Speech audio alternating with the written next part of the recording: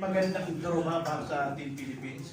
Well, I wish that we could have, the top 31 teams are all world class, for sure.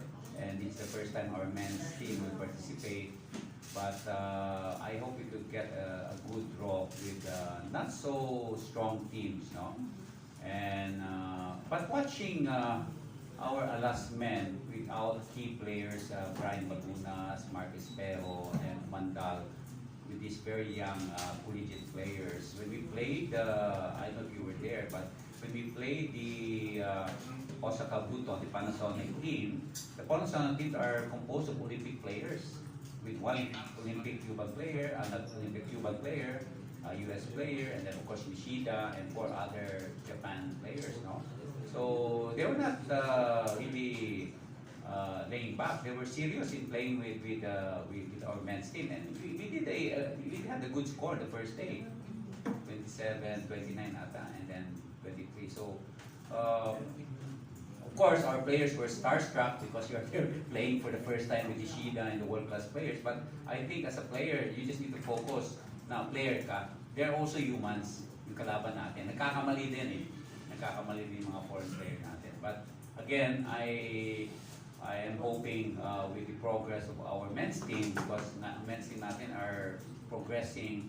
We got the bronze medal sa Southeast Asian League, and now on Monday they're going to Italy for a training camp for 2 weeks. So because of our Italian Olympic coach, so I hope we progress, and I hope we can still recruit tall players, whether Phil-Am, Phil-European next year, which I'm trying to get to support really tall players. Iba yung matangkad na players, so hopefully we can support and strengthen our men's national team for next year.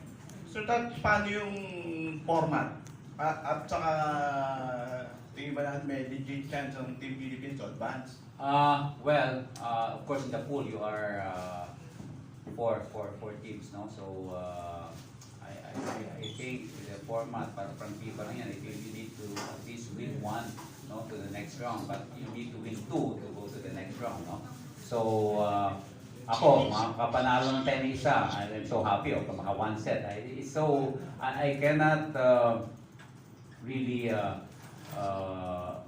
an advance, foresight of the team, but because it's first time for us. But I'm anticipating that the team should improve until next year for this.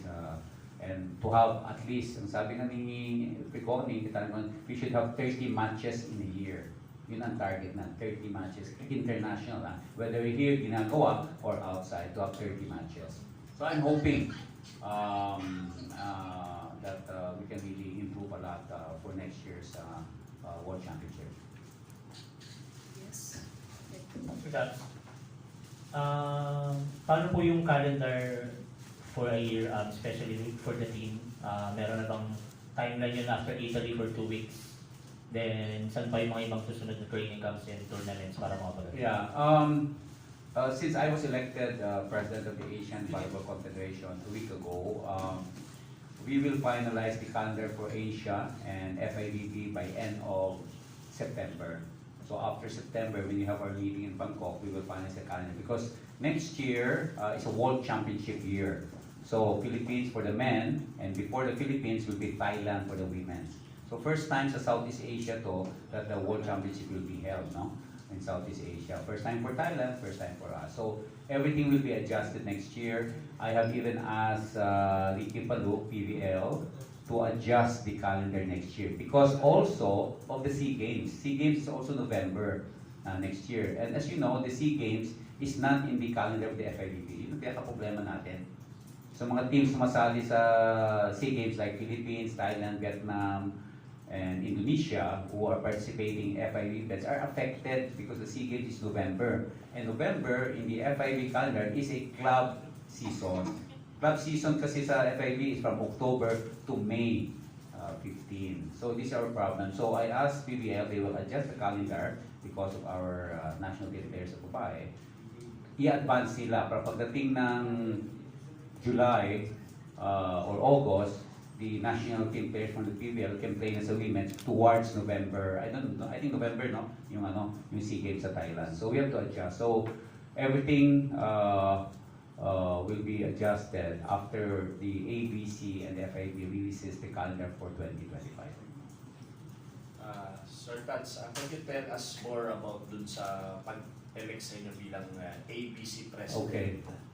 Thank you, Joseph. Anyway, the election, of course, is 65 countries, and I was not really hindi na surprised, but most of these countries know me for the last 20 years, so I won a score of 48-15, no, with my friend from Qatar, who's very strong. They are really going to all the sports with the score 15, which mostly are, I do not to be prejudiced, but siyempre bumoto naman sa kanya, at yan ito ay mga Arabo din, no?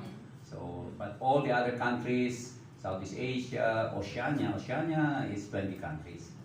And then East Asia is about another 8 countries. And Central Zone are all the TANs, Tajikistan, Kyrgyzstan, Pakistan, India, yan. So, but I think this democratic exercise, kasi for the first time, ang ABC, ang elections, acclamation lang. But this one, after what, 50 years, nagkaroon ng election talaga, na may election talaga. In the past, acclamation na, siya ang next president. The last, 5 or 6 president. Ito, talagang election. That there were 2 candidates, no? And I presented a 10-point agenda, which is my vision for ABC in the next 4 years. First is to put volleyball as the top 5 popular sports in Asia. As you know, the sport now in the Philippines, we are one of the most spectator sport in the BNL now around the world. Thailand is second. Social media, lahat, we are also number 1. Second is that I want to establish that the ABC will have its own own headquarters. We have a office in Bangkok, but we are just renting sa Sports Authority of Thailand. So after the first board meeting, the board decided that we will purchase a new house and headquarters in Bangkok for some amount of money, and this will become our house in the next 4 years. So this will be the new house. It's near the airport, and balang araw, pag sumama kayo sa team namin, yung mabibisitan the new ABC house in the next coming month. So we are buying this house and lot. It's a big mansion, converting it to an office, and this will be our new home. Parang ano lang yan, yung Asian football office sa Kuala Lumpur or sa FIFA Zurich or sa FIB sa Busan. So this is the second vision. Third is to come up with a ABC Champions League. Since we have top clubs in the Philippines, we are also one of them. We have Korea, Japan, Thailand, China. This Champions League, we are following the example of the European Champions League, where all the top clubs in Europe plays in 1 month on different locations. So I'm trying to establish this because we have top teams also. So I've been talking to Korea Professional League, Japan Professional League, and next month I will be talking to the Chinese Professional League. Secondly, is to create an athletes commission, because there was never an athletes commission in the ABC. So I want to establish this because this is important that the athletes, former athletes in Asia should be recognized. So this is one of the important vision. Another one is to, of course, increase the support to the zonal association. So we have 5 zonal associations in Asia. The Oceania, which is 20 countries, Southeast Asia, another 11 countries, East Asia, 8 countries, Central Asia, sabi ko nga mga India, Pakistan, Iran, another 14 countries. Of course, West Asia are the Arabic countries, which is about 12 to 13 countries. So we want to put more support sa mga countries na to. And lastly, I want to create an ABC Gala Night to honor the best volleyball players, the best volleyball coaches in Asia. We never had this before. So I want to honor them. Kaya ginagawa ng FIVB, and I want to create also ABC ambassadors for for Asia. So I think these are the more important vision and mission for me as the next ABC president. Of course, I'll try also to come in all the championships. So my first official function to attend will be the Asian Women's Club in Thailand end of the month as ABC president. Thank you.